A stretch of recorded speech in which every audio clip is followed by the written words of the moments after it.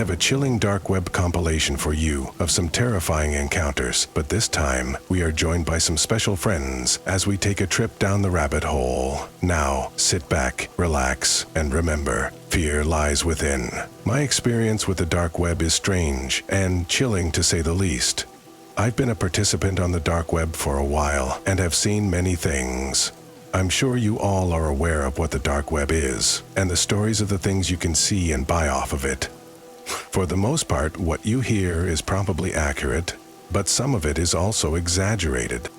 But the intrigue of what you can see and find out there in the depths of the web is probably like me, and what compels you to want to explore it or research it at least. So, being frequently on the dark web for my own curiosity, I can tell you, this is a crazy place if you look in the right areas. I myself started exploring the dark underbelly of the web out of curiosity and for research purposes, and this experience I'm about to share involves my first purchase of the dark web. Yes, you can buy almost anything off the web, but my order was no normal black market drug or arms purchase. And what I did order, I now wish I didn't, and is a mistake that I will not make again. With this purchase, I got more than what I bargained for, and it's left me freaked out constantly. Looking over my shoulder, when it comes to ordering things off of the deep web, like what I previously mentioned, you can order items such as drugs, stolen identities, animals, illegal firearms, and so on. But something you may not be so familiar with or heard of is the ordering of mystery boxes. I had heard of these and knew what they were. For those of you who don't, mystery boxes are just as described, and simply anonymous and untraceable boxes you can order online, with prices ranging from the low hundreds to thousands of dollars. These boxes could contain almost anything, and that's the beauty of the mystery box. You don't know what you're going to get. I'd read stories of people ordering these, and when they arrived, they were horrified to receive what looked to be skeletal remains, used weapons with the dried blood still on them, or the items of clothing from missing people. And then there were some who were disappointed to receive random items, like a lighter, old photos, or even used sex toys. So you really don't know what to expect. I wanted to try this out. I wanted to order myself a mystery box and see for myself firsthand what I could receive. Having toyed with the idea for a while, one night I took that final step and decided to finally order myself my first box. I was at first a bit nervous, but also excited. But then after I'd placed the order, the feeling washed over me of instant stupidity. When ordering, instead of getting it delivered to a drop box, I'd rushed into it, being too keen, and I'd put my own address. A stupid and amateurish mistake, I know, but there was no changing that now, as it had already been placed. All I could do was not let my thoughts get carried away with, and wait for my order to arrive, whenever that would be. With this order I had placed, I began to think it was all a scam, and what I'd paid was never to be seen again. Sound good to me? Is it like this all over town, or is it my wife's imagination? I wondered if I persist, as weeks had passed and I'd seen or heard nothing arrive. Nothing since the confirmation I received upon placing the order. Not willing to place another order and waste more money, I left it at that, and soon forgot about it. It wasn't until a month after I'd placed the order, I was at home one evening on my computer. As I sat with my mouse glued to my hand, there was a loud knocking at my front door.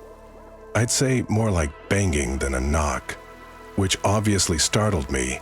As I made my way to the front door, looking out of the window, I couldn't see anyone. The front porch was empty and the night was again silent. Opening the door, I stepped out into the dark coldness. There was no one in sight. Looking around, it was then my hair stood on the back of my neck as goosebumps coursed across my body. Lay in front of me at the bottom of the steps was an unmarked package. Taken by surprise and not expecting it, I picked up the package. Looking around one more time, thinking, was this actually what I thought it was? Who dropped it here? And where did they disappear to so quick? Heading back inside, I shut the door behind me and placed the package on my kitchen table. Inspecting the package and its tattered brown paper that concealed what was inside, Having gave up this would arrive and having forgotten about it, I couldn't believe after this amount of time, the order that I'd placed was actually here. Waiting no longer, I had to see what was inside. As I opened the box, I could feel my breathing become shallow as a mixture of nerves and excitement coursed through my body. I had been waiting for this, and now it was here. My very own mystery box from the dark web. For what's running through my head as to what I would unnerve inside as I slowly cut through the black duct tape. Having read about people's findings before and the weird shit people received, I was anxious to see what was inside mine. But as I slowly peeled back the lips of the box, inside was another box. Box tied up with some tattered string. Like past the parcel, a box within a box. Smiling to myself, I pulled out the second box, placing it on the side. Again, hardly any weight behind it. I struggled to think what it could be as I slowly pulled on the string, unleashing its grip on the box. Now free from its restraints, I slowly opened the lid as I finally lay my eyes on what was concealed inside. And it wasn't what I expected it was. It was a photo album. A photo album of Polaroids. As I examined the pictures, none of them made sense. They were just close-ups of what looked to be random objects. The first I saw was what looked to be a close-up of bark on a tree. Then next, a close-up of a rock. What the hell was this? As I continued to look, annoyed at the disappointment of the content, it was then, as I flicked through the pictures, I started to make out what the images were. As I zoomed out to not close-ups, there was a picture of a streetlight, then a picture of a door. As I flicked through the pictures, it became further away from the door, until finally I saw a picture of a front door. But as I stared at the picture, there was then an uncomfortable feeling built in my gut. The front door was what looked to be my front door. As I looked at the next picture, it was, to my shock, a picture of my house. My heart beginning to race, I flicked through faster, and the images became more terrifying. Pictures of my car license plate, a picture of me through the window in my own home, and then finally a picture of inside my house, taken from what could have only been a few days ago. Someone had been watching me, standing there, my heart racing. I couldn't believe what was in the box. Then the worst thing imaginable made my blood run cold as I froze. The sound of a Polaroid camera clicking echoed from up my stairs. Slowly turning my head, I looked a face up the top of the stairs, but all I could see with the lights off was darkness. Edging my way to the stairs, my breathing becoming heavier, I stuck out my shaking hand as I reached for the light switch.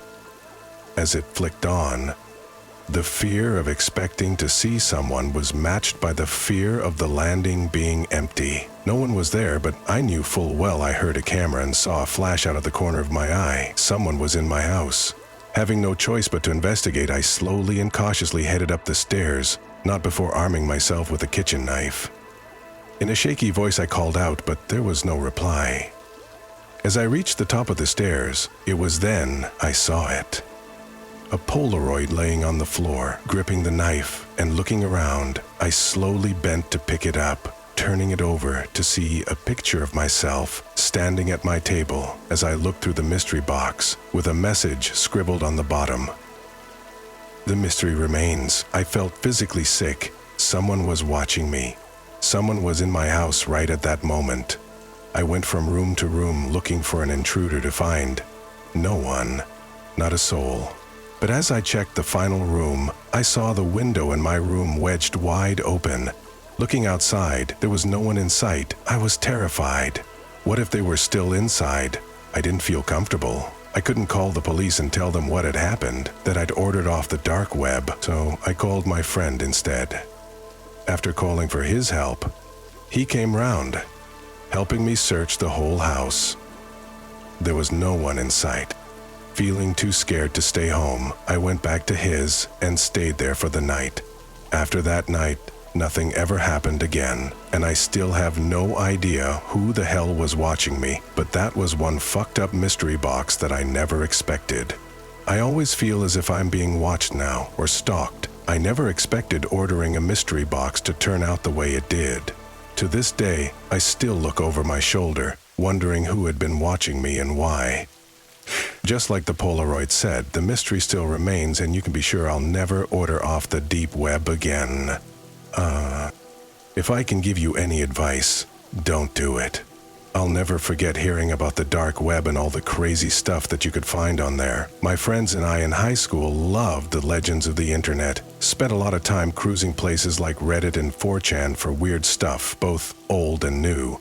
We weren't really after anything specific. We just liked the shock factor aspect and the unpredictability of what you might find. I think my generation was really drawn to this kind of behavior because of things like LimeWire. I mean, we were the first wave of kids to be handed electronics and internet connection and then just left to our own interests. This was the first era where a person could hear something and then go to the web and learn more about it. Whereas many of us were just downloading songs and music videos, others had learned you could pretty much download anything from LimeWire. This turned the program into a kind of weird roulette, where you never knew what you might see. One minute you think you're downloading a My Chemical Romance song, and then it's actually a decapitation video. So, as you can imagine, we were pretty fascinated with the notion of the dark web. At first, it was just something we talked about, random stuff we'd heard and rumors we made up, or horror stories that we read online. All of it kindled a fascination that just wouldn't go away, not until we saw it. There's no other way to describe it. The dark web is a last frontier. It's the one place a person can truly explore and possibly see something no other human will. We started learning about what a trip would require. None of us wanted to use our own devices to make that journey, so we entertained getting a burner laptop. Of course, being school-age kids, we didn't have a lot of disposable money like that. The urge to take the plunge was just overwhelming one day that I didn't care. It's not like going on the dark web is illegal. It's all about what you do when you get there. I told everyone that I was just going to figure it out with my computer at home. It took me a couple of days worth of research, but I got it figured out. I'm not going to lay it out so you can make the same mistakes I did, though. I'll just say it requires a special browser to access. If you really want to go, you'll have to learn the rest yourself. I made the proper modifications, downloaded the software I needed, and then started experimenting. Getting to the dark web is actually a lot easier than they say. The hard part is navigating it. There aren't any URLs like the regular internet. You have to know the highly specific web addresses in order to find the site. This prevents just any crackerjack from getting onto the dark web and taking a tour of some potentially seedy places. Not to be deterred, I went to my old friend 4chan. The anonymous users there had some pointers for me, mostly to tell me to stay away, but after a night of asking and bartering, I was finally given a copy-paste link to a list of dark web URLs. There were thousands of them. I remember feeling lightheaded when I saw it. I couldn't even imagine all the different crazy stuff that lay archived before me. So I started the same way anyone would, one link at a time. I can't even express to you how disappointed I was when I dropped that very first link in and it took me to a dead website. I thought I'd been tricked, totally ripped off. The first 10 or 20 links were all the same dead website. Well, still, I wasn't going to give up. I spent a year of my high school life talking about the wonders of this place. I couldn't just tuck tail and say, nah, guess I was wrong, there's a whole lot of nothing. I did what any sensible young man would do. I jumped ahead in the links. In fact, I found the sketchiest looking one I could find and followed it, and this time that website wasn't dead. It was some kind of online marketplace. And as you can imagine, all the items for sale weren't things you could buy in a store. I stumbled upon some kind of fetish site where you could buy urine. And I mean, any kind in the world. It looked like the site mostly dealt with clean urine, as the kind that would pass a drug test. I hit the motherlode. I scrolled for a little while just to make sure I didn't miss anything. After all, I was an explorer. I needed to make an accurate report to my buddies. The rest of the night went by slow, as methodic research does. My friends were floored when I told them. They couldn't believe I'd actually found something, and that I'd done it all on my home computer. They kept asking me if I was crazy, and if the FBI was monitoring my house yet. Then they asked me if I was monitoring my house yet. Despite all the crap talking, every single one of them wanted to see what I'd found. For a few weeks after this, my friends would come over after school, usually when my parents were at work. We'd try random URLs from the copy-paste list. The list itself was hosted on one of those old text-sharing websites so anyone could make a change to the document at any given time. There'd be times where we'd watch someone delete a URL or type out a new one at the bottom. We actually had our own list going of websites we visited and websites that were dead. I can't even begin to tell you all the crazy stuff that we saw. URL. It started with a weird urine website, but that was truly the tip of the iceberg. Hell, that's just the kind of website you can find on the normal internet nowadays. Pee in bags, farts in jars. Typical OnlyFans stuff. It's almost as if the depravity of the dark web has slowly bled into the normal internet over the last few years. Anyway, we moved on to cooler URLs. One week we explored another marketplace that conducted itself more as a forum. It wasn't goods that were being moved, but a service. Oh. The members of this forum claimed to be hitmen from a variety of backgrounds, all with different skill sets and different types of targets that they were comfortable killing. This last part varied greatly, and it was reflected in the price tag. Average killers willing to kill average people were asking for about $20,000 in either American or Mexican currency. The higher prices were in the ballpark of $100,000 to $50,000 up front, and then $50,000 after the kill was carried out. These were typically for the more high-profitable targets. The seller accepted only American or Russian currency. It was definitely mind-blowing to see, but there was no way to actually verify any of this. Part of us was convinced that it was all just people role-painting, just pretending to be what they said they were. We got curious, so we made an account on a Hitman forum. It didn't really require a whole lot. As you can imagine, less is more for a Hitman forum. It seemed to be a way just to network, and then the actual details and money would be exchanged later, most likely in person. But we perused the website, but we didn't find anything we considered proof that what we were seeing was actually real. While pokering around the website though, a little blue bubble appeared in the top right corner of my screen. It kind of looked like an eyeball, but it was only the size of a pinky nail. I didn't think anything of it at first, honestly. I just thought it was something with the browser, like it needed an update or something. We just kept on exploring. It wasn't until we were done for the day and everyone was going home that I noticed it again. Even after closing the programs we used to surf the dark web, that little blue bubble was still in the top right corner, now set against my monitor background. I did everything I could to scrub the bubble from my computer, but to no avail.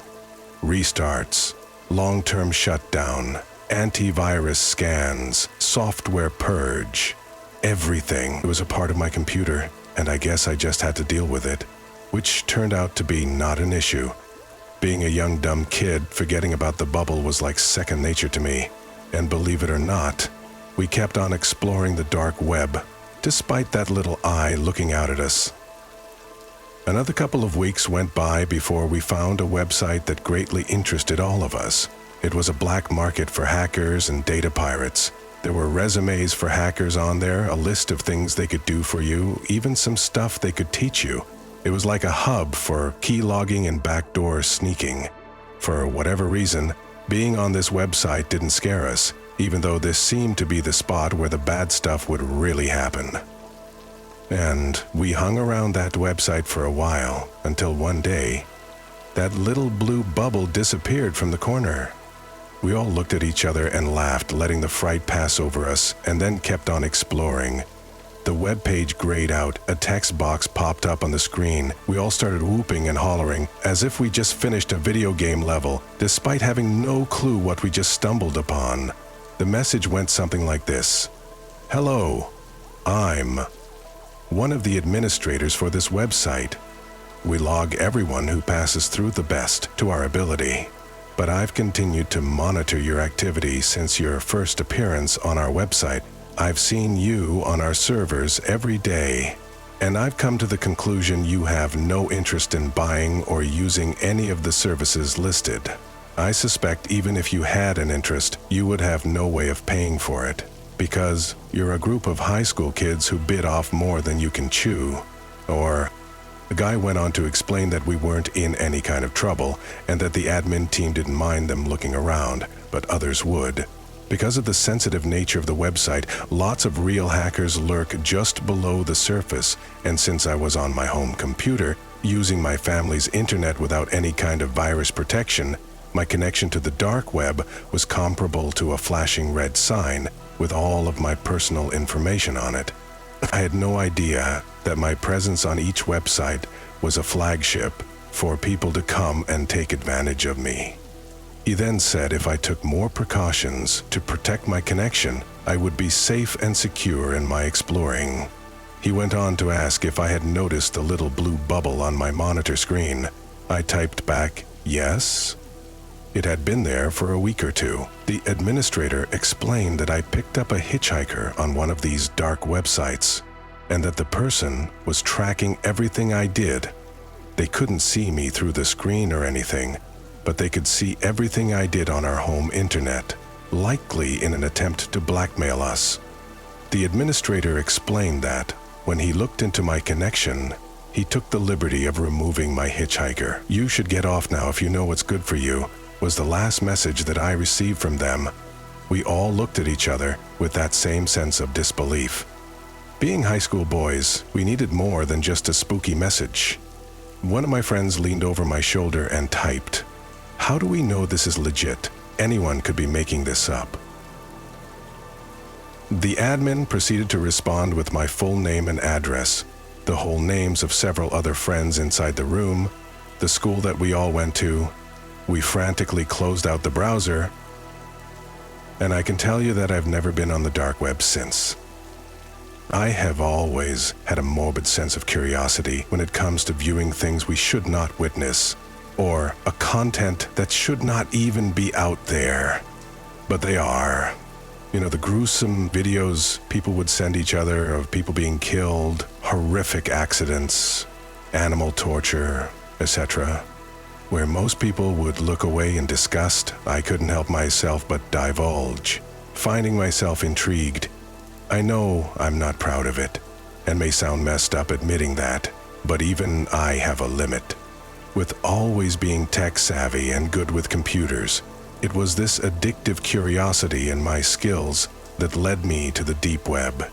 I had obviously known and heard of this, as many of you have, but never quite took that next step to explore myself, until my urge to see some messed up shit became too much, and I decided to take the time to research and download the necessary software I needed to delve into its dark chambers of content.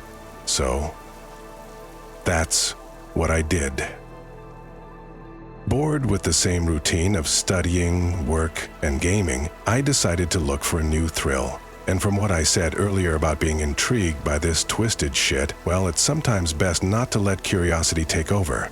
After I had installed my chosen software to encrypt my data with Tor and a VPN to reroute my actual location, making myself as safe as I thought I could, I was finally in and exploring the so-called deep web. I said, sound of voices, proprietary information with the same aweber. It was strange to me at first as I found myself browsing through numerous onion links. After exploring, I had seen some strange things, ranging from some messed up porn and some illegal content, which included the selling of people's stolen pets. It wasn't until I entered a chat room that things became all too real. I found myself in a live chat room. There were not many participants online, but a message popped up not long after I'd been in the chat from a random username initiating a conversation with me. They had said, "Hello?" I replied with the same "hello," to which I got a message back asking what I was looking for. I was hovering over my keys thinking what to say when I just thought, what the hell, I know why I'm here, and let's just be honest. So I told him what I was looking for and asked if he had any interesting links. It wasn't long before I got a reply that read, LOL. Well, if you're really sure about that, then I have a link that will be sure to blow your mind. And if you don't mind me saying, if you can check out a live stream, I highly recommend it. He replied, CN, but if you don't mind me saying, if you can check out a live stream, I highly recommend it. And with that, this person had sent me a link. I hovered over it for a second before clicking it, to which I was brought to a new black page that contained multiple faded links, encrypted but still readable. I went back to thank them who sent me the link, but they were already gone. So, continuing my journey down the rabbit hole, further into the depths of the dark web, is where I headed. Studying the links to choose, one stood out to me over the others, and as I clicked it, I was taken to another page, where a pop-up box displayed itself. Only enter if you are ready for what's to come. Gently, just for a moment. Then 2 options, continue or return. I for some reason didn't hesitate and clicked continue, not really understanding what I was getting myself into or what I was about to witness. Another page loaded a blank black screen, where after a second, a digital coin started to fall down the page. It landed spinning before a large text popped up above it, displaying heads or tails. A TNC box popped up, and then a fee to continue. I'm not proud of it, and God, I wish I made a different decision now, but being in the moment and so far in, I entered the fee and continued. It was soon a video link popped up on my screen. As I studied it, I could see it was a dull basement-type room. Metal chains hanged from the ceiling, and a chair sat empty in the middle underneath. As I looked closer, it was then I could see a timer in the top left corner, counting down. At the bottom of the video, text started popping up with usernames. It was a live chat, and I seemed to have stumbled myself into a live stream of some sorts. Ooh, interested now, I joined in with the conversation and said, "Hello," like I saw a few other users do. One replied, "A newcomer, welcome." And at that moment, a topless figure appeared on screen, wearing an old, battered gas mask. He simply stared at the screen as his chest rose up and down, breathing heavily. The countdown finished and the admin wrote into the chat, welcoming everyone back and pleased to see some new faces to the show. Without wasting more time, the man in the gas mask waved his hand, summoning someone to the room. From the back of the room, another person in a gas mask walked in, wheeling something in the room, covered by what looked like a ragged dust sheet. Placing whatever it was in the middle of the room, the figure left, leaving the topless man standing next to the sheet as he stared at the camera, counting down from 5 with his fingers before ripping the sheet off. And what I saw caught me off guard. I don't know what I was expecting, and I should have known, but what sat on the screen in front of me was a naked man tied up with his head down, clearly drugged or unconscious. It was then the man stepped aside as he fiddled with a coin in his hand. In the chat, a choice popped up, heads or tails. Heads wake up with burning earlobes, or tails wake up with burning nose. The question was aimed at a certain user who instantly clicked their option without hesitating. As the option was submitted, the man in the gas mask pulled from the table next to him a handheld blowtorch.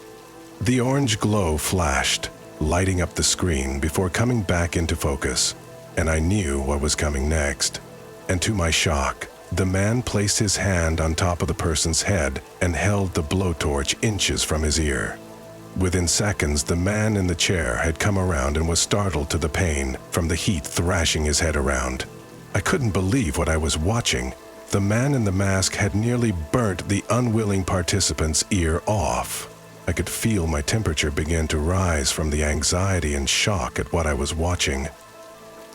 The man threw the blowtorch to the side as he again stared at the camera. Another question, directed at a viewer, popped across the screen.